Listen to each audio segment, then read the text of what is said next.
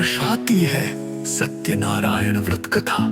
अध्याय पूर्व काल में नैमिषारण्य तीर्थ में शौनकादि कई ऋषियों ने सूत जी से पूछा, हे महर्षि, कृपा करके बताइए कि ऐसा कौन सा व्रत है जिसे करने से मनुष्य समस्त पापों से मुक्त होकर सब मनोरथों को प्राप्त करता है। सूत जी बोले, हे ऋषिगण, आप सबने बड़ा सुंदर प्रश्न किया है।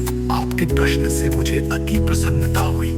अब मैं वो कथा सुनाता हूँ जो स्वयं नारद जी ने भगवान विष्णु से पूछी थी। एक बार नारद जी ने श्रीहरि से पूछा, हे प्रभु, कृपा करके मुझे ऐसा व्रत बताइए जिससे पृथ्वी के प्राणी अपने पापों से मुक्त होकर दुखों का नाश कर सके और सुख संपत्ति प्राप्त करें। भगवान विष्णु बोले, हे नारद, तुमने बहुत उत्तम प्रश्न किया है। मनुष्यों के कल्याण के लिए मैं तुम्हें सत्यनारायण व्रत की विधि और कथा बताता हूँ। जो श्रद्धा से इस व्रत को करता है वो समस्त दुखों से मुक्त होकर सुख, समृद्धि और मोक्ष प्राप्त करता है।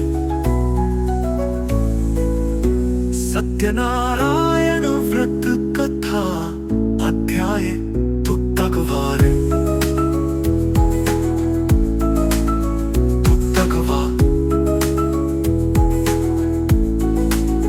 सूत जी बोले, एक बार एक समृद्ध वैश्य ने ये व्रत करने का निश्चय किया। उसने पुत्र जन्म के उपरांत भगवान से व्रत पूरा करने का वचन लिया, परंतु व्रत पूर्ण करना भूल गया।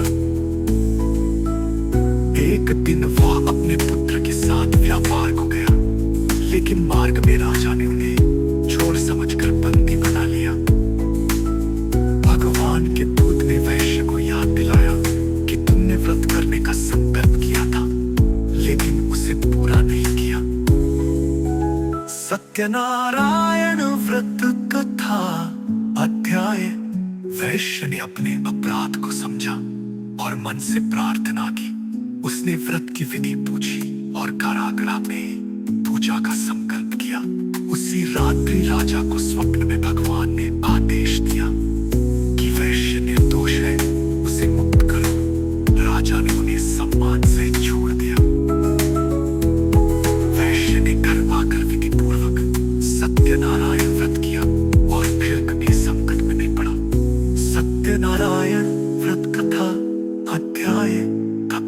भगवान बोले, प्राचीन समय में एक निर्धन ब्राह्मण काशी नगरी में निवास करता था। वह भीख मांग कर अपना और अपने परिवार का